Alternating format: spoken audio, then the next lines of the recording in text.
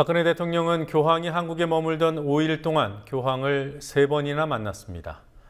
대통령 최측근인 새누리당 이정현 의원은 대통령이 세월호 유가족들을 멀리한다는 비판에 대해서 대통령이 마음은 있는데 시간이 없어서 못 만난 것이라고 말했습니다. 정치권 취재하고 있는 PD 연결해서 알아보죠. 곽보아 PD. 네, 곽보아입니다. 김무성 새누리당 대표가 오늘 국회에서 세월호 유가족들을 만났죠. 누가 먼저 만나자고 한 겁니까? 네, 오늘 만남은 국회에서 농성을 벌이고 있는 유가족들의 요청으로 이뤄졌습니다. 김무성 대표는 유가족들의 만남 요청에 피할 이유가 없다며 약속을 잡았습니다. 김 대표는 당 지도부 3명과 함께 오후 4시 국회 당대표 회의실에서 김병건 세월호 가족대책위 위원장 등 유가족 대표단 4명을 만나 1시간 20여 분 동안 대화를 나눴습니다. 이 만남 후 김 대표는 사법체계 운운하지 말고 진상조사를 제대로 해달라는 말을 유가족들에게 들었다며 유족들의 말을 듣기만 했다. 협상을 진행하고 있는 이완구 원내대표에게 잘 전달하겠다고 말했다며 기자들에게 설명했습니다. 김 대표는 그동안 유족들과 자주 접촉하지 못한 것은 잘못이라는 생각이 들었고 언제든 만날 수 있는 체계를 갖추겠다고 말하면서도 협상 권한은 원내대표에게 있다는 것을 이해해달라고 거듭 말했습니다. 이에 대해 유가족들은 한편으로는 실망감을 드러내고 다른 한편으로는 이제 대화가 시작됐다는 반응을 내놨습니다. 프란치스코 교황이 집전한 명동성당 미사에 박근혜 대통령이 참석을 했더군요. 대통령이 교황 만난 게 이번까지 총 3번이죠? 네, 그렇습니다. 박 대통령은 지난 14일 교황 입국 때 서울공항으로 직접 영접을 나갔고 당일 청와대 공식 환영식을 연 데 이어 오늘 명동성당에서 교황 집전 미사에도 참석했습니다. 교황이 도착하기 전 명동성당에 입장한 박 대통령은 재단에 마련된 특별석에 앉아 1시간 넘게 진행된 미사를 끝까지 함께했습니다. 이런 가운데 이정현 새누리당 최고위원은 오늘 박근혜 대통령이 바빠서 세월호 유족을 자주 만날 수 없다는 취지의 발언을 해 물의를 빚었습니다.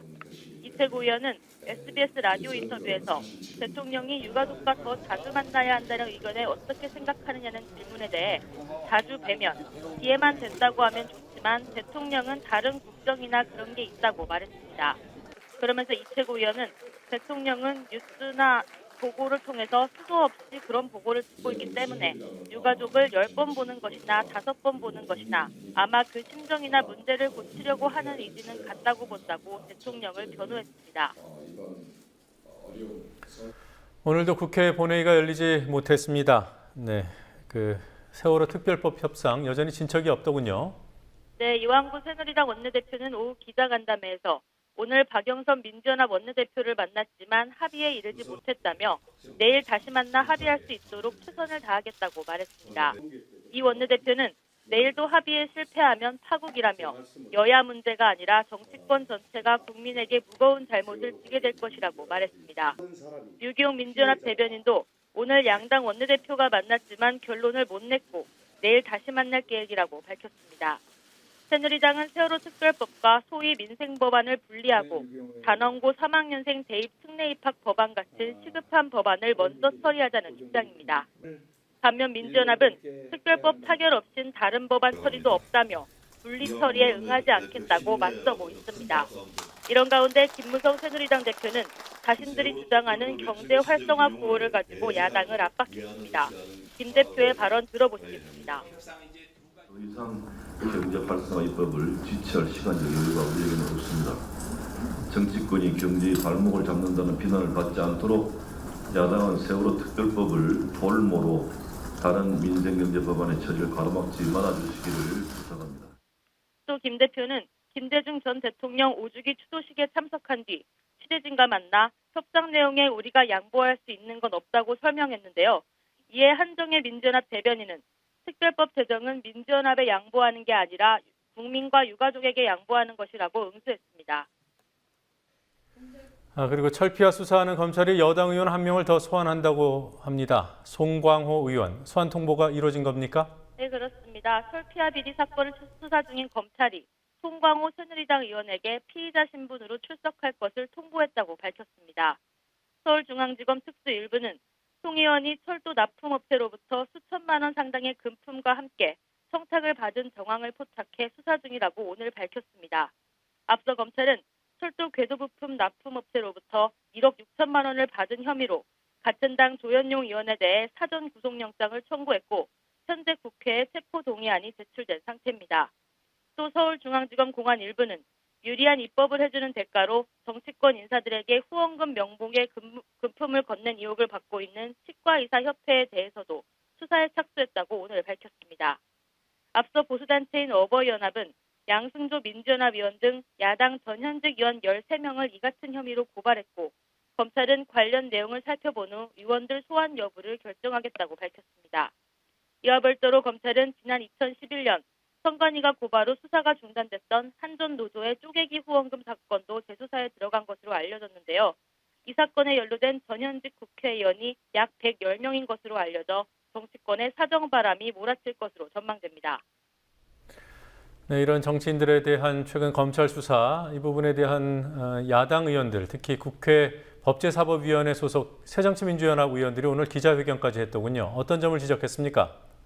법사위 소속 민주연합 의원들은 검찰이 박상은, 조현용 새누리당 의원의 해피아, 철피아 비리 혐의 수사 발표가 있은 후 민주연합 소속 신계륜, 김재윤, 신학용 의원에 대해 입법 로비 의혹을 빌미로 소환했다며 전형적인 물타기 수사라고 비판했습니다.